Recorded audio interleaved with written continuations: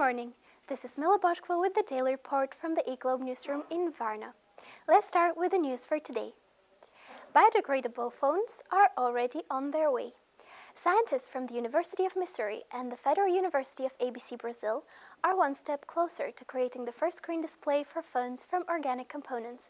The researchers have developed tiny organic structures of peptides, basically proteins, which combined with a blue-emitting chemical compound are able to light mobile device screens. However, they're still missing the other two primary colors, green and red, which together with the blue would make for a fully functional display. So far, the experiments have achieved nearly 85% degradability of the organic structure. The new discovery comes as good news, as electronic waste from such devices as phones is both galore and hazardous to the human health. On average, Americans acquire a new mobile device every 22 months, thus trashing more than 150 million phones a year. The future organic phones are therefore much eagerly awaited on the global market. Now to our second news. High carbon dioxide emission favor invasive marine species.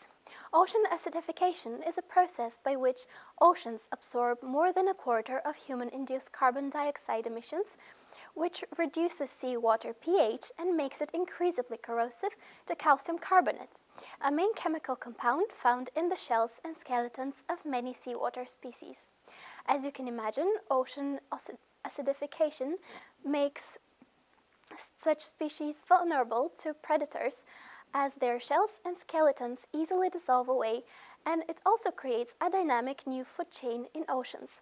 While jelly-like creatures benefit greatly, species like corals and crabs are now more vulnerable.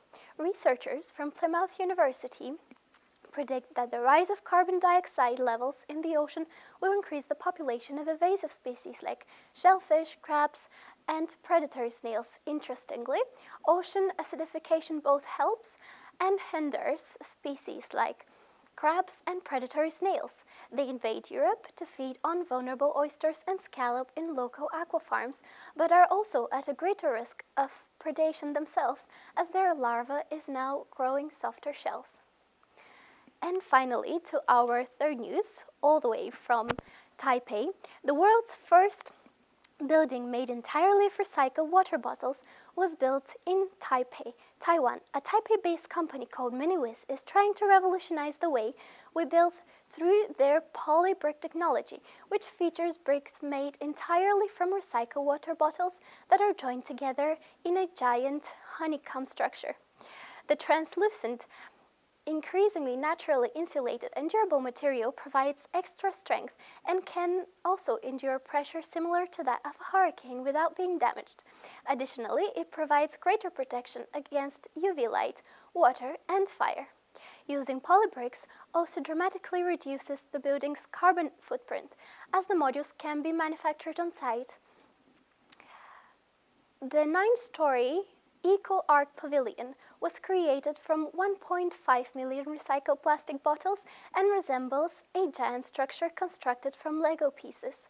During the day, the polybrick modules capture solar energy that is used to power the building's LED lighting system at night. This is all for today. Feel free to visit eatglobe.com to find out more. Thank you so much for watching.